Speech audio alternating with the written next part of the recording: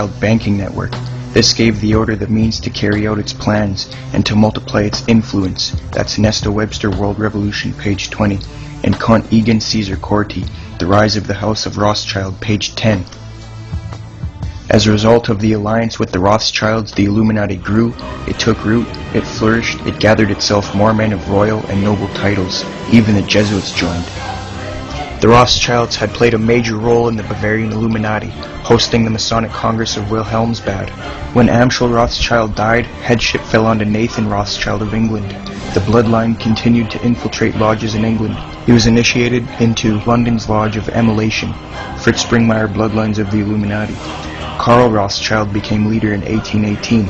An Alta Vendetta document that Karl prepared was sent to the headquarters of Masonry. A copy of the document was lost and the Masons were upset and offered a reward for the return of the document. It was called Practical Code of Rules, Guide for the Heads of the Highest Grades of Freemasonry. James Rothschild spread his family to France. James was a 33rd degree Scottish Rite. Fritz Springmeier bloodlines of the Illuminati.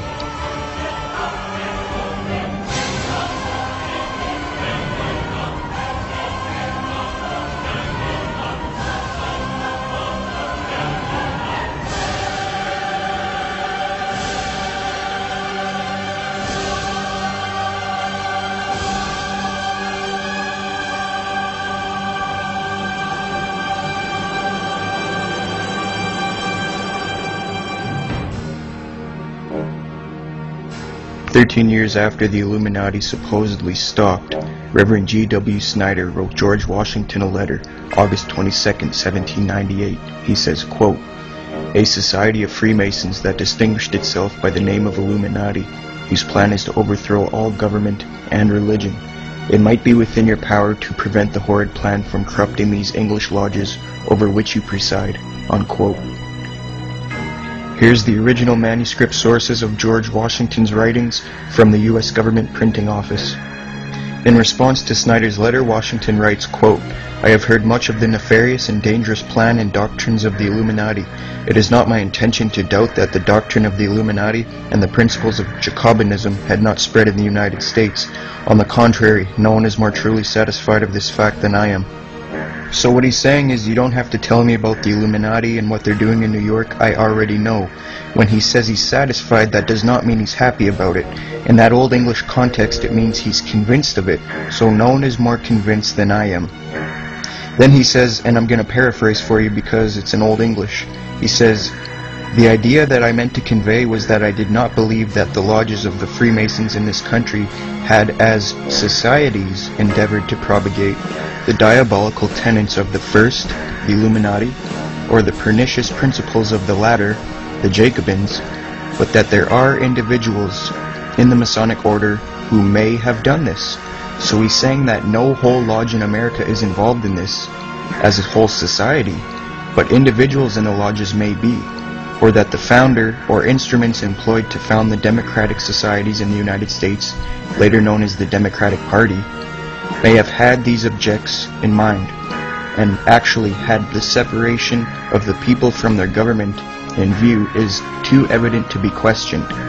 So what he's saying is he knows of the Illuminati's plans, they are real, no whole lodge is involved in it in America yet, but individuals in the lodges probably are, and the Democratic Party was founded by a secret society of Masons that want to divide the people from their government, and it's too evident to be questioned. Joseph Willard, president of Harvard in 1812, said, quote, "There is sufficient evidence that a number of societies of the Illuminati have been established in this land. They are doubtless trying to secretly undermine all our ancient institutions, civil and sacred. The enemies of all order are seeking our ruin. Should they prevail, our independence would fall, of course. A republican government would be annihilated." The U.S. State Department began a close relationship with the Grand Orient of France in the late 1930s. Marshal Henry Philip Pétain was against Freemasonry. He closed down the Grand Orient in 1940. He then forced legislation demanding the disbanding of all secret societies. Masons were forced to either resign from their posts or from their lodges. Pétain was a traitor, and he was working with the German army, providing them with large food supplies and manufactured goods. Pétain had a total of 5,000 Masons arrested.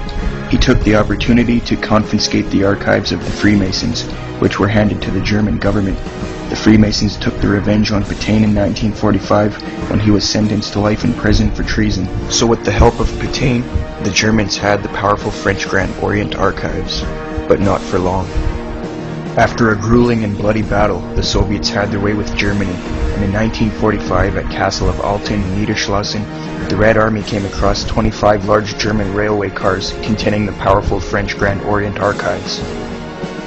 The documents gave a comprehensive picture of the secret power wielded by international Freemasonry.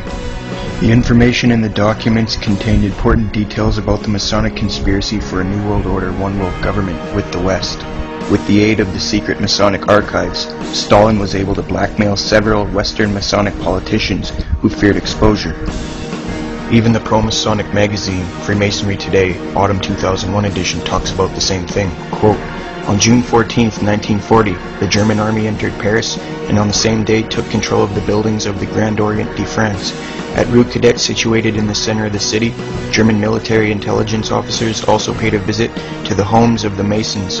On July 1, 1940, the German Foreign Minister Alfred Rosenberg informed Martin Bormann that, quote, the great treasures had been discovered in occupied Masonic premises. Teams were established to seize documents relating to the workings of the Grand Orient, the largest organized body of French Freemasonry. They seized valuable historical documents specifically targeting files covering the Grand Orient's external relations from the middle of the 19th century. Stalin's victorious Red Army later transferred them to Moscow's Special Central State Archives, where their very existence remained a state secret. It was not until after the fall of the communist regime in 1990 that an American researcher, Kennedy Grimstead, revealed their existence.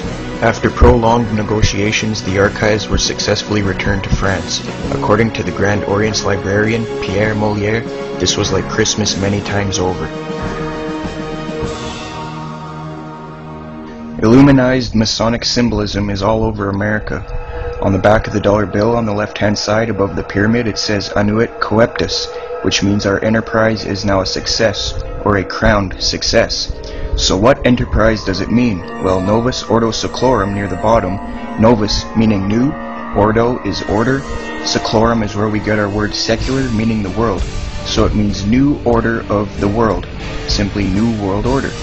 So what it's saying is the New World Order is now a crowned success. This was put on the dollar bill in 1934. 1934 is when the Federal Reserve took total control of the United States monetary system. The Fed is essentially controlled by two Illuminati bloodlines, the Rothschilds and the Rockefellers. President Franklin D. Roosevelt, a 32nd degree Scottish Rite Mason, placed the seal on the dollar bill. Roosevelt was also in the Order of the Nobles of the Mystic Shrine, known for its satanic rituals. The pyramid has 13 steps. In fact, the number 13 is on the bill everywhere. 13 leaves on the olive branch, 13 berries, 13 stripes on the shield, 13 arrows, 13 stars, 13 letters on E pluribus unum, and 13 letters in Annuit Coeptus. Now some people believe 13 is on the bill due to the 13 colonies, but dig a little bit deeper and you'll find the real answer. The 13 colony explanation is subliminal, indirect, reverse psychological propaganda. That's how these people do things. We must go back to the first occurrence of the number 13 in order to discover its key significance. It occurs first in Genesis 14 verse 4. It says 12 years they served Kedorlaomer, and in the 13th year they rebelled. These people are rebelling against the divine natural order, and Adam Weishaupt was a rebel as well. The other half of the meaning comes from Fritz Springmeier. 13 also represents the 13 top Illuminati families that he traced back to the late 18th century and the early 19th century. He is credible, and that's why he was framed by the government and thrown in a cage. 1776 is in Roman numerals near the bottom. Some think it's because of the founding of the country. Another case of subliminal, indirect, reverse psychological propaganda. 1776 is when the Illuminati was formed. The New World Order. Another striking fact is that the eagle has 32 feathers on the right wing, the number of ordinary degrees of the Scottish Rite. There's 33 feathers on the left wing, representing the 33rd degree. The tail has 9 feathers, which represents the 9th degree of the York Rite. The eagle itself is a prominent icon in Masonry, extensively used in the Scottish Rite.